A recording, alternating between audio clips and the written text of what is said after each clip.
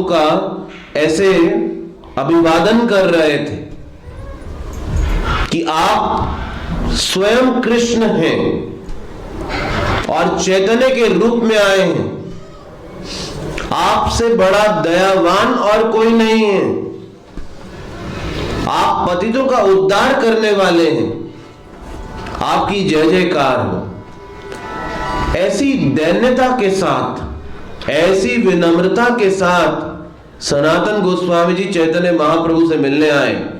इसीलिए जब हम भगवान के समक्ष आते हैं उनका दर्शन करने के लिए, तो ऐसी दैन्यता के साथ भगवान के सामने आना चाहिए हमको। कि चैतन्य महाप्रभु ने कहा, ये आपकी दैन्यता से, आपकी विनम्रता को देख के मेरा हृदय टूट रहा है सनातन।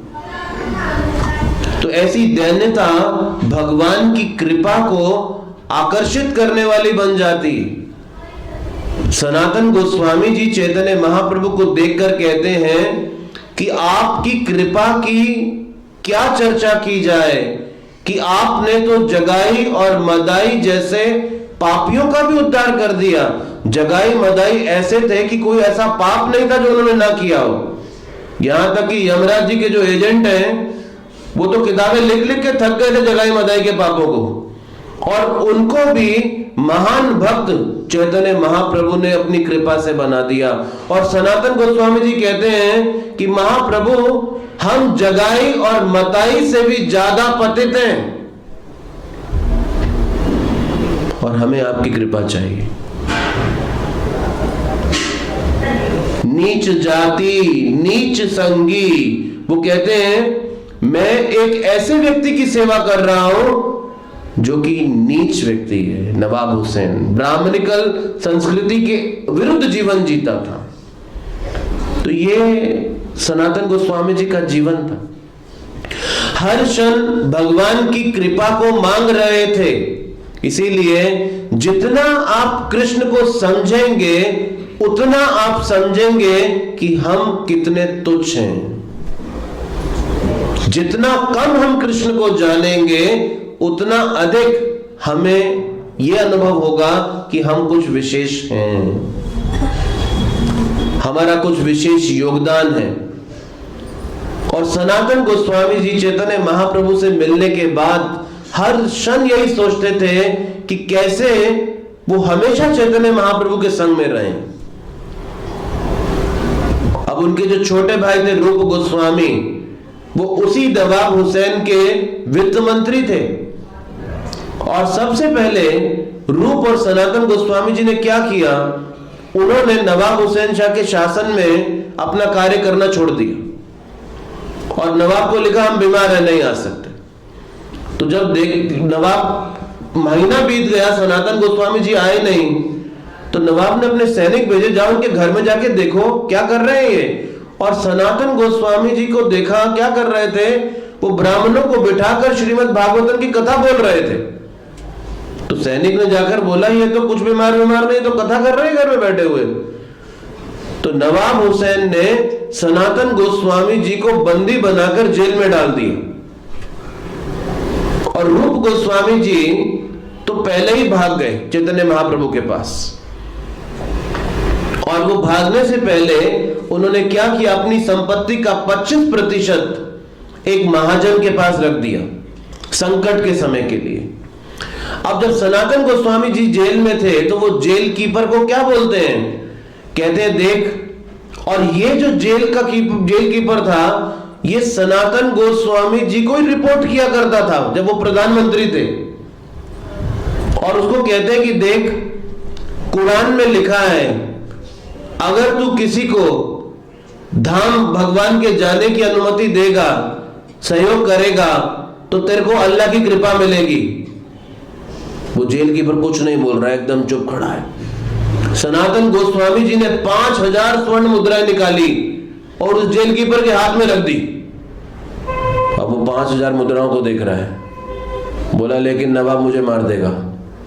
सनातन गोस्वामी कहते हैं नवाब को बोलना सनातन को गंगा में स्नान कराने ले गया था और ये वहीं कूद गया और मर गया, बाहर ही नहीं निकला। तो जेल कीपर ने सनातन गोस्वामी की रात को बेड़ियां काट दी और सनातन गोस्वामी जेल से भाग गए। और जब भागे तो उन्हें पता चला कि वाराणसी में चैतन्य महाप्रभु हैं। तो वाराणसी, रामकेली से वाराणसी, विचार कीजिए, बांग्लादेश से ये वाराणसी की ओर जा रहे हैं।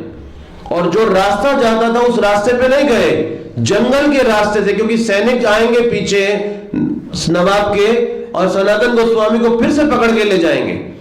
तो जंगल के रास्ते से होते हुए जा रहे हैं और उनके साथ एक सेवक था उनका, जिनका नाम था इरफान, और ये इरफान भी चल रहा है साथ साथ।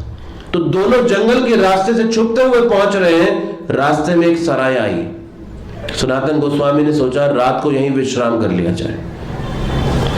जब सराय में घुसे तो सराय का जो मालिक था वो सनातन गोस्वामी जी की बड़ी आवभगत करने लगा और इनको शक हो गया कि कुछ गड़बड़ है।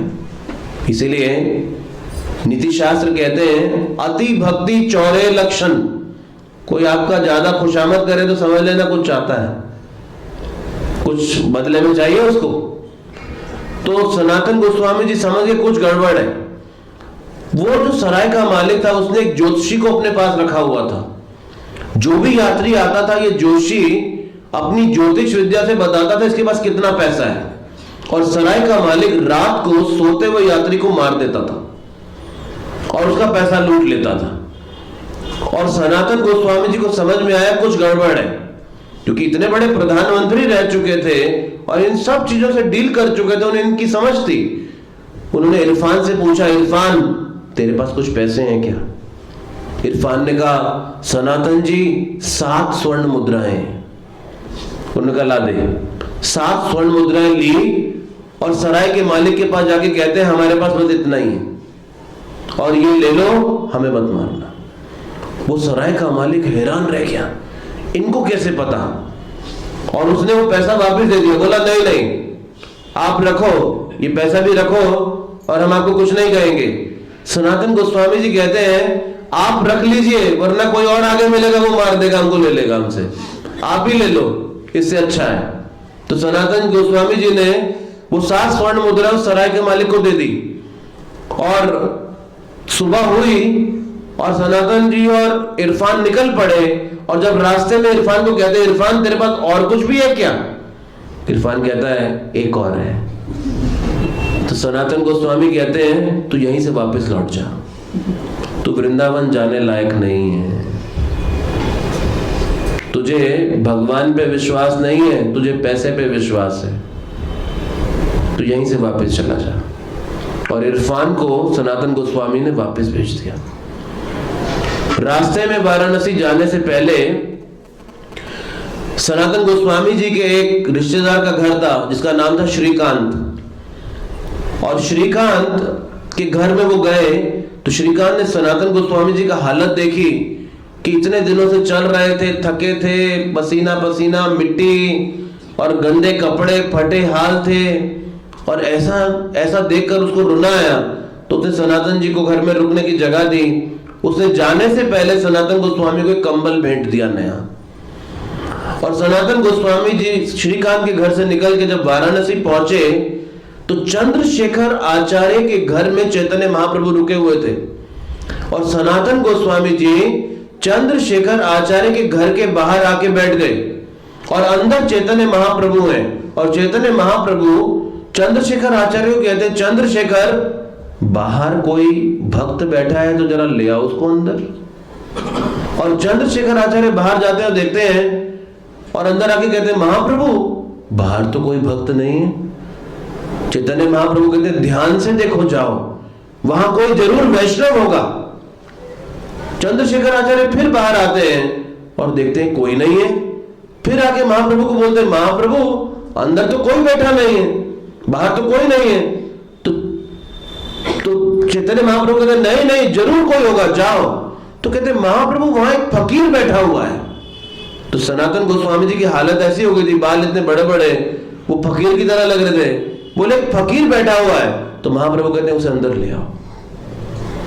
और ये कोई और नहीं, सनातन गोस्वामी जी हैं। और जैसे ही सनातन गोस्वामी को चैतन्य महाप्रभु देखते हैं उनको गले लगाने के लिए आगे दौड़ते हैं, और सनातन गोस्वामी महाप्रभु से पीछे दौड़ते हैं कि मैं इतना गंदगी में हूं, इतना पसीना मिट्टी दूषित, नहाया नहीं, और महाप्रभु भगवान है और वो मेरा आलिंगन करने के लिए आ रहे हैं। सनातन गोस्वामी जी और पीछे की तरफ जाते हैं, लेकिन महाप्रभु जबरदस्ती आगे बढ़ के उनको गले लगा लेते हैं, और उनके मन में ग्लानि होनी शुरू हो जाती है कि मैं भगवान की सेवा के लिए आया हूं या भगवान को अपने स्पर्श से दूषित करने के लिए यहां पर पहुंचा हूं।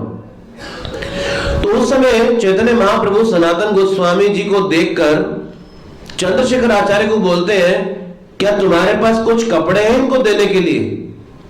तो चंद्रशेखर आचार्य तुरंत जाके एक नई धोती लेकर आते हैं, और सनातन गोस्वामी जी कहते हैं मैं नहीं लूंगा ये नया, कोई पुराना है तो दे सकते हो। ये सनातन गोस्वामी इतने बड़े विद्वान प्रधानमंत्री रह चुके हैं, और वो क्या कह रहे थे, कोई पुराना है तुम्हारा उपयोग किया हुआ कपड़ा तो वो दे दो। तो एक पुराना कपड़ा चंद्रशेखर आचार्य लाते हैं, सनातन गोस्वामी 2 हिस्सों में फाड़ देते हैं उसे, और 2 हिस्सों में फाड़ के एक ऊपर की चादर बना लेते हैं और एक नीचे लपेट लेते हैं, और चंद्रशेखर आचार्य उनको ले जाते हैं स्नान के लिए। और स्नान आदि करने के बाद चैतन्य महाप्रभु कहते हैं, आज तपन मिश्र जो कि एक भक्त थे, ब्राह्मण थे, उसे चैतन्य महाप्रभु को प्रसाद के लिए आमंत्रित किया था कि तपन मिश्र के घर में आज प्रसाद के लिए आमंत्रित किया है, सनातन तुम भी मेरे साथ चलो। अब सनातन गोस्वामी चैतन्य महाप्रभु के साथ तपन मिश्र के घर पहुंचते हैं। जब तपन मिश्र चैतन्य महाप्रभु को प्रसाद सर्व कर रहे थे, तो चैतन्य महाप्रभु कहते हैं सनातन को भी दो।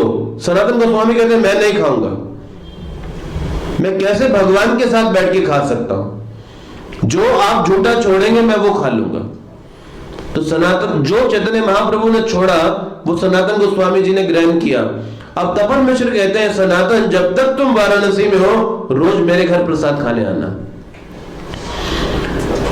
सनातन गोस्वामी कहते हैं मैं नहीं आऊंगा, मैं मधुकरी करके मांग के अपना पेट भरूंगा, मैं तुमसे मांगने नहीं आऊंगा यहाँ पे। और चैतन्य महाप्रभु जब ये देखते हैं वो गदगद हो जाते हैं कि ये सनातन गोस्वामी जी कितने वैरागी हैं, इनका क्या वैराग्य है। लेकिन चैतन्य महाप्रभु प्रसन्न तो थे सनातन जी से, लेकिन उनके कंबल की तरफ बार बार देखते जा रहे थे कि नया कंबल पहना हुआ है, और कुछ बोल नहीं रहे, बार बार उनके कंबल की तरफ ही देख रहे हैं। और सनातन गोस्वामी जी समझ गए चैतन्य महाप्रभु क्या सोच रहे हैं। वो बाहर निकले और एक भिखारी बैठा था, उसके पास फटा हुआ कंबल था, और अपना नया कंबल देकर कहते हैं ये पुराना मुझको दे दो। वो भिखारी हंसने लगा कि तुमको कोई मजाक करने के लिए और कोई नहीं मिला क्या? बोला नहीं नहीं मैं सच बोल रहा हूं, ये मेरा नया ले लो तुम और पुराना दे दो मुझको। और नया अपना कंबल दे के उसका पुराना पहन कर आए तो चैतन्य महाप्रभु ने सनातन गोस्वामी को गले लगा लिया। बोला ये मेरे हृदय की बात समझता है। चैतन्य महाप्रभु सनातन गोस्वामी की विनम्रता से बहुत प्रसन्न हुए। इसीलिए भगवान हमारी अगर किसी योग्यता से प्रसन्न होंगे तो वो हमारी दैन्यता है, और कोई भी गुण हमारा भगवान को आकर्षित नहीं कर सकता। ब्रह्मा जी द्वारका में भगवान कृष्ण से मिलने आए, द्वारपाल ने रोक दिया। तो द्वारपाल ने पूछा कौन हो आप? बोला भगवान कृष्ण को बोलो ब्रह्मा आए। तो जब ब्रह्मा जी का ये संदेश लेके द्वारपाल कृष्ण के पास गए तो कृष्ण द्वारपाल को कहते हैं उनसे पूछो कौन से वाले, कौन से वाले। तो जाके जब द्वारपाल ने ब्रह्मा जी को बोला, भगवान कृष्ण कह रहे हैं कौन से वाले ब्रह्मा? तो ब्रह्मा जी कहते हैं कौन से वाले का क्या मतलब, मैं तो एक ही हूं, कौन से वाले का क्या अभिप्राय है? तो थोड़ी देर में भगवान कृष्ण ने ब्रह्मा जी को बुला लिया अंदर। कृष्ण एक अनुभव दे रहे थे ब्रह्मा जी को। जैसे ही ब्रह्मा जी अंदर घुसे उनकी आंखें फटी की फटी रह गई। उनसे पहले कोई 8 मुंह वाला ब्रह्मा खड़ा है, कोई 16 मुंह वाले, कोई 20 मुंह वाले, कोई 100 मुंह वाले और कोई 1000 मुंह वाले ब्रह्मा खड़े हैं, और ये ब्रह्मा जी के 4 हैं। और ये अपने 4 मुंह से देख रहे हैं ये सब के सब ब्रह्मा और इनके इतने सारे मुख। तो हर ब्रह्मांड में एक ब्रह्मा जी होते हैं और हमारे ब्रह्मांड के जो ब्रह्मा जी हैं उनके 4 मुख हैं और जितनी ब्रह्मांड की लंबाई चौड़ाई है उतने मुख होते हैं। तो ये हमारा ब्रह्मांड सबसे छोटा है, इसीलिए इस ब्रह्मा जी के सिर्फ 4 ही मुख हैं और बाकी सबके सैकड़ों की संख्या में है। तो ब्रह्मा जी को समझ में आ गया कौन से वाले, वो कौन से वाले ब्रह्मा हैं। तो भगवान हमारी एक ही योग्यता से प्रसन्न होंगे और वो है दैन्यता। इस भक्ति का उद्देश्य है कि हम कितने विनम्र हो सके।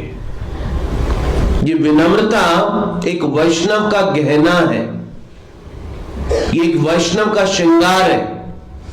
तो अगर हम इस भक्ति का अनुगमन करते हुए इस दैन्यता को, इस विनम्रता को विकसित ना कर पाए तो हो सकता है हम इस संसार को तो प्रभावित कर लेंगे लेकिन भगवान को प्रभावित करने से चूक जाएंगे। ये भक्ति का अर्थ है कि भगवान को आकर्षण करने के लिए किए जाने वाले कार्य हैं और भगवान हमारी किसी भी बात से, आप रोज 64 माला का भी जप कर लें और अगर हृदय में अहंकार भरा रहे तो भगवान के लिए वो 64 माला का भी कोई मूल्य नहीं रह जाता। तो इसीलिए सनातन गोस्वामी जी इस दैन्यता के प्रतीक थे। चैतन्य महाप्रभु ने वाराणसी में सनातन गोस्वामी जी को 2 महीने तक भक्ति के विज्ञान का संदेश दिया। 64 भक्ति के अंगों की चर्चा प्रस्तुत की और उसमें से 5 मुख्य भक्ति के अंग सिखाए। पहली बात, भगवान के पवित्र नामों का जप। दूसरा, श्रीमद् भागवतम का श्रवण और पठन। तीसरा, भगवान के अर्चा विग्रह की पूजा। चौथा, भगवान के भक्तों का संग। पांचवा, भगवान की लीला स्थलियों में वास। ये 5 भक्ति के मुख्य अंग और 64 भक्ति के अंगों की चर्चा सनातन गोस्वामी जी से चैतन्य महाप्रभु ने अपने खुद के श्रीमुख से 2 महीने तक की और उसके बाद सनातन गोस्वामी जी को बोला अब तुम वृंदावन जाओ और वृंदावन जाके भगवान कृष्ण की लीला स्थलियों को उजागर करो, भक्ति के ग्रंथों की रचना करो और जो आने वाले समय में वैष्णव होंगे उनको आश्रय प्रदान करना। सनातन गोस्वामी जी चैतन्य महाप्रभु की इस शिक्षा को सुन के वृंदावन गए और जब वृंदावन कई सालों तक रहे और चैतन्य महाप्रभु के विरह में थे, महाप्रभु का दर्शन नहीं कर पा रहे थे, तो एक दिन वृंदावन से चैतन्य महाप्रभु से मिलने के लिए रथ यात्रा से पहले जगन्नाथपुरी आते हैं और जब रास्ते में आते हैं तो रास्ते में एक जगह पे दूषित जल पीने से उनके पूरे शरीर में एक रिएक्शन हो गया और सब जगह फोड़े फोड़े फोड़े हो गए।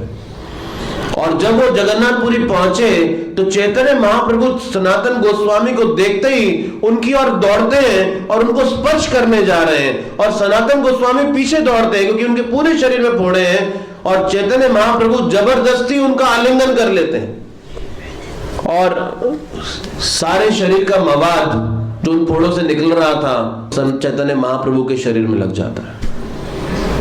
और सनातन गोस्वामी विचार करते हैं ऐसा देह जो भगवान को सेवा करने की बजाय उनके लिए बाधा हो, ऐसे देह को बनाए रखने का कोई लाभ नहीं है। सनातन गोस्वामी विचार करते हैं कि रथ यात्रा जगन्नाथ जी की आने वाली है और रथ के नीचे अपने प्राणों को त्याग देंगे और वो ऐसा करने जा रहे थे। लेकिन चैतन्य महाप्रभु अगले दिन सिद्ध बकुल में, जहां सनातन गोस्वामी जी हरिदास ठाकुर जी के साथ रहते थे, उनके पास आके कहते हैं सनातन, एक शिष्य के पास उसका अपना कुछ भी नहीं होता, ये देह भी गुरु की संपत्ति है, तो किसी की संपत्ति को तुम कैसे नष्ट करने के बारे में सोच सकते हो। सनातन गोस्वामी हैरान रह गए, चैतन्य महाप्रभु उनके मन की बात को जानते हैं। वो स्वयं कृष्ण है जो परमात्मा के रूप में हमारे हृदय के अंदर विद्यमान है। सनातन गोस्वामी जी ऐसी अवस्था में जगन्नाथ जी के मंदिर में नहीं घुस रहे थे। कहीं मेरे शरीर का संपर्क जगन्नाथ जी के सेवकों से हो गया तो उनका देह भी दूषित हो जाएगा। चैतन्य महाप्रभु ने मिलने के लिए बुलाया तो सीधे रास्ते से ना होके समुद्र के किनारे किनारे जगन्नाथपुरी में बालू के ऊपर दोपहर की गर्मी में चलते हुए आए और उनके पैरों पे छाले पड़ गए बालू के ऊपर चलने के कारण।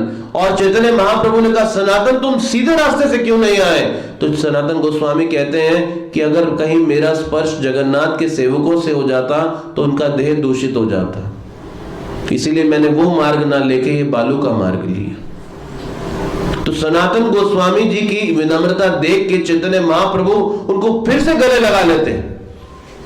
और अब जब गले लगाते हैं तो सनातन गोस्वामी के देह से सारे फोड़े दूर हो जाते हैं, वो फिर से स्वस्थ हो जाते हैं। तो सनातन गोस्वामी 45 वर्ष तक ब्रज में निवास किया उन्होंने चैतन्य महाप्रभु की आज्ञा से। और उनका रोज का नियम था, डेली गोवर्धन की परिक्रमा करते थे। और गोवर्धन की परिक्रमा के 3 पथ हैं, एक सबसे निकटतम है और एक मध्य का पथ है और एक लंबा पथ है। तो लंबा पथ 39 किलोमीटर की परिक्रमा है, मध्य के पथ में 21 किलोमीटर की परिक्रमा है। तो सनातन गोस्वामी जी ये 39 किलोमीटर का रास्ता रोज लेते थे और डेली परिक्रमा करते थे। और परिक्रमा के दौरान 1008 दंडवत प्रणाम गिरिराज को और वैष्णवों को करते थे। 65 साल की आयु तक ऐसा कर रहे थे। और एक दिन अपनी वृद्धावस्था के कारण वो परिक्रमा पूरी नहीं कर पा रहे थे और स्वयं भगवान कृष्ण उसी परिक्रमा पथ में उनके सामने प्रकट हो गए और कहते हैं, सनातन तुम्हें ये परिक्रमा करने की जरूरत नहीं है अब। तो सनातन गोस्वामी कहते हैं, मैं अपने नियमों को नहीं छोड़ सकता। देखिए भगवान कह रहे हैं जरूरत नहीं है, हम तो कहेंगे हम तो वेट कर रहे थे, आप कब आके बोलोगे हमको तो यहाँ सनातन गोस्वामी जी कहते हैं, मैं अपने नियमों को नहीं छोड़ सकता। तो भगवान गोवर्धन की शिला के ऊपर खड़े हो गए और अपनी बांसुरी बजाने लगे और उनकी बांसुरी की ध्वनि से वो शिला पिघल गई और भगवान के चरण का चिन्ह का छाप पड़ गया उसमें। और भगवान वो शिला दे के सनातन गोस्वामी जी को देते हैं, बोलते हैं आज के बाद इस शिला की परिक्रमा करना और ये गोवर्धन की परिक्रमा का लाभ देगा तुमको। और आज भी वो शिला वृंदावन में राधा दामोदर मंदिर में, और आज भी भक्त लोग जब राधा दामोदर मंदिर जाते हैं तो 4 परिक्रमा लगाते हैं, वे सोचते हैं कि गोवर्धन की परिक्रमा हो गई अभी लंबा करने का जरूरत नहीं पड़ेगा। वो सनातन जी को बोला था, हमको नहीं बोला। तो वो शिला आज भी है जिसमें भगवान के चरण चिन्ह वो सनातन गोस्वामी जी को स्वयं भगवान कृष्ण ने प्रदान किया। परिक्रमा के पथ में मानसी गंगा के पास एक चकलेश्वर महादेव जी का मंदिर आता है, भगवान शिव जी का मंदिर है। और सनातन गोस्वामी जी वहां कुछ दिन रुके भजन के लिए, बैठ के नाम जप किया करते थे। और उस स्थान पे इतनी मक्खियां थी कि सनातन गोस्वामी जी इतना तंग हो रहे थे, उन्होंने सोचा कि मैं किसी और स्थान पर जाता हूं। जैसे उठने लगे शिव जी प्रकट होकर कहते हैं, सनातन तुम यहां से मत जाओ, कोई तुम्हें तंग नहीं करेगा। और पूरे ब्रज में मक्खियां नजर आएंगी आज भी। ये 500 साल पुरानी घटना है और आज भी उस चकलेश्वर महादेव के मंदिर में एक मक्खी नहीं है। ये शिवजी ने सनातन गोस्वामी जी के लिए अरेंजमेंट किया। तो ऐसे भगवान के महान भक्त सनातन गोस्वामी, और जो हम ये साधना भक्ति के नियमों का पालन करते हैं या जो हम वैष्णव सदाचार के नियमों का पालन करते हैं, इस पे पूरा का पूरा एक ग्रंथ सनातन गोस्वामी जी ने लिखा जिसका नाम है हरि भक्ति विलास। और ऐसे कई ग्रंथों की रचना सनातन गोस्वामी जी ने ब्रज में रहते हुए की। और वो सनातन गोस्वामी जी जब मधुकरी करने जाते थे, उस समय वृंदावन में कोई नहीं रहता था, ये वृंदावन पूरा जंगल था, वन, जंगल, और सनातन गोस्वामी जी मथुरा जाते थे मधुकरी करने के लिए, भिक्षा करने के लिए। तो मथुरा में एक चौबे परिवार रहता था और उनके पास मदन मोहन जी के सुंदर विग्रह थे। तो एक दिन मदन देखा क्या, मदन मोहन वो उस चौबे परिवार के बच्चों के साथ खेल रहे थे।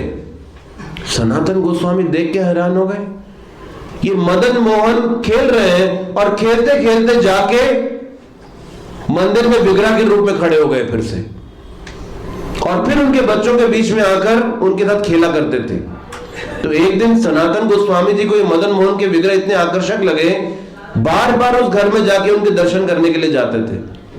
तो एक दिन क्या देखा, वो चौबे जी की पत्नी सुबह सुबह दातुन कर रही थी और दातुन करते वक्त मदन मोहन जी के लिए भोग बना रही थी, और भोग को हिलाने के लिए दातुन के पिछले हिस्से से ऐसे हिला रही थी और फिर दातुन करना शुरू कर देती थी। तो सनातन गोस्वामी जी ने माथा पकड़ लिया, बोले ये भोग बनाने का तरीका है। वो चौबे जी की पत्नी के पास गए, देखो भगवान की सेवा करते हो बहुत अच्छी बात है, लेकिन मदन मोहन जी के लिए नहा के अगले दिन से बनाना है आपने, इसीलिए रसोई घर में बिना नहाए प्रवेश नहीं करना चाहिए हमको, यही नियम है। क्योंकि वो रसोई हमारी नहीं है, वो रसोई भगवान की है, ठाकुर जी की है। तो सबसे पहले ठाकुर जी के लिए भोग बनाया जाता है रसोई में। तो अगर हम बिना नहाए घुसे तो ठाकुर जी को क्या खिला रहे हैं, गंदगी। तो सनातन जी चौबे जी की पत्नी को बोलते हैं, बिना नहाए धोए भोग नहीं बनाना, स्वच्छता से बनाना, शुद्धता से बनाना। तो सनातन जी तो हे उपदेश देके चले गए। रात को मदन मोहन जी सनातन जी के स्वप्न में आए, बोले तुमको क्या प्रॉब्लम है, मुझको ऐसे ही अच्छा लगता है, तुमको कोई दिक्कत है तो बताओ, मैं तो खुश हूं ऐसे में, तुमको क्या प्रॉब्लम।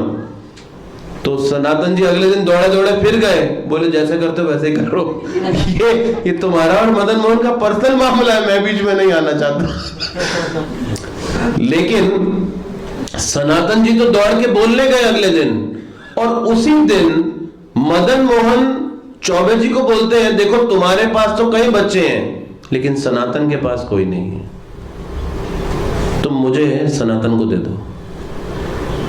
और जब सनातन गोस्वामी चौबे जी के घर में पहुंचे, वो कहते हैं आप सनातन गोस्वामी को ले जाओ। सनातन कहते हैं मैं नहीं लेके जाऊंगा, मुझे अभी कल ही रात डांट पड़ी है, मैं नहीं लेके जाऊंगा। लेकिन वो कहते हैं आप ले जाओ इनको। तो सनातन गोस्वामी के पास खुद मदन मोहन जी आ गए। अब सनातन गोस्वामी तो फकीर थे, वो क्या खाते थे, चोकर लेते थे, चोकर को यमुना के जल में मिलाते थे और पेड़ा बना के थोड़ा आग में पकाते थे और खा जाते थे। ये उनका रोज का प्रसाद था, बाटी, ये बाटी खाते थे। ये सनातन गोस्वामी जी का रोज का ब्रेकफास्ट, डिनर, लंच सब यही था। और यही बाटी बना के वो मदन मोहन को भोग लगाने लग गए। तो मदन मोहन कहते हैं सनातन इसमें कुछ नमक तो डाला कर, ऐसे ही खिला देते हो। तो सनातन गोस्वामी कहते हैं देखो भाई मेरे पास तो यही है, आज तुम नमक कह रहे हो, कल बोलो घी भी डालोगे, ये खाना है तो खाओ वरना अपने अरेंजमेंट खुद करो जाके, मैं तो यही दे सकता हूं तुमको। तो एक दिन ये यमुना के किनारे सनातन जी का भजन कुटीर था जहां वो मदन मोहन जी को सेवा करते थे। तो पीछे यमुना नदी बहती थी। तो एक लाला जी आगरा के बाजार में सामान बेचने नौका से जा रहे थे और पाकिस्तान से लाए थे सामान लाए, और जब बेचने जा रहे थे तो पीछे मदन मोहन जी जहां निवास कर रहे थे उसके बिल्कुल पीछे उनकी नौका गई फंस। तो कई जगह से ब्रजवासियों से सहायता मांग रहे, नौका निकालो, कोई नौका नहीं निकालने आ रहा। तो किसी ने बताया देखो टीले पे बाबा जी रहते हैं, सनातन जी रहते थे, जाओ उनके पास जाओ, उनसे हेल्प मांगो। तो वो आ गया लाला जी, लाला रामदास नाम था उनका। बोले मेरी नौका फंस गई, आपकी बड़ी सिद्धि सुनी, प्रसिद्धि सुनी, मेरे पे कृपा करो, मेरी नौका निकलवा दो, मेरा सारा व्यवसाय डूब जाएगा। तो बोले मैं तो कुछ नहीं कर सकता, ये मदन मोहन बैठा, इनसे बोलो जाके, ये कुछ करेंगे आपके लिए, कृपा देंगे। तो मदन मोहन जी से प्रार्थना की, मदन मोहन जी जो प्रॉफिट होगा आपकी सेवा में लगा दूंगा, कि नौका निकलवा दो मेरी यहां से। और ऐसा प्रार्थना बोलना था कि नौका निकल गई। तो फसाई भी मदन मोहन जी ने, निकाली भी उन्होंने, तो निकल गई नौका। और जो पैसा मिला लाला रामदास ने मदन मोहन जी का वहां मंदिर बना के दिया उनको। और ये वृंदावन का सबसे पहला मंदिर था, जो बाद में औरंगजेब ने तोड़ दिया। तो वृंदावन का ये पहला मंदिर मदन मोहन जी का बनाया। तो सनातन गोस्वामी जी का ऐसा संबंध था भगवान के साथ। हाथ से खाते थे मदन मोहन सनातन गोस्वामी जी से लेके, उनसे बात करते थे, उनके साथ रहते थे जैसे खुद उनके संतान की तरह। तो ये विग्रह नहीं है, क्योंकि सनातन जी की भक्ति ऐसी थी कि वो विग्रह स्वयं साक्षात भगवान के रूप में उनके साथ रह रहे थे। आज ये मदन मोहन जी, कभी आपको अवसर मिले तो दर्शन करने जा सकते हैं आप। करौली राजस्थान में, यहाँ से 200-250 किलोमीटर दूर पड़ता है। तो करौली के अंदर मदन मोहन जी का बड़ा सुंदर मंदिर है, और वहां विराजमान है ये मदन मोहन जी, जो सनातन गोस्वामी जी के द्वारा सेवा ले रहे थे। तो ऐसे भगवान के महान भक्त चैतन्य महाप्रभु के अनन्य भक्त सनातन गोस्वामी जी और हम सबका ये बड़ा सौभाग्य है कि हम उस परंपरा का अनुगमन कर रहे हैं जिसमें ऐसे महान आचार्य आए। इसलिए इन महान आचार्यों से जब हम प्रार्थना करते हैं तो हमारी ये जो भक्ति बड़ी सूखी हुई है, इस शुष्क भक्ति में वो दिव्य उन्माद और भाव इन आचार्यों की कृपा से प्राप्त किए जा सकते हैं। तो इसीलिए हमको ऐसे आचार्यों की कथाएं, उनके भगवान के निजी संबंध का ये जो चर्चा है, ये हमें समझाता है कि ये भक्ति कोई साधारण कार्य नहीं है। ये तीनों लोगों के स्वामी परम भगवान को हमारे हृदय में कैद कर देने का कार्य है, उनको हमारे हृदय में बांध लेने का कार्य है। और ऐसे महान आचार्यों के द्वारा दिखाए गए पथ पे अगर हम चलते हुए इस भक्ति का अनुगमन करें तो जो वो कर पा रहे थे वो हम सब भी कर सकते हैं उनकी कृपा से। ये संभव है आज भी कि जो वो कर पाए उनकी कृपा से हम भी वो कर सकते हैं, लेकिन हमें इनकी शिक्षाओं को मजबूती से पकड़ के उस पर चलने का बस प्रयास मात्र करना है। हरे कृष्णा हरे कृष्णा कृष्णा कृष्णा हरे हरे, हरे राम राम राम राम हरे हरे। श्रील सनातन गोस्वामी पाद की, श्रील प्रभुपाद की, राधा मदन मोहन की।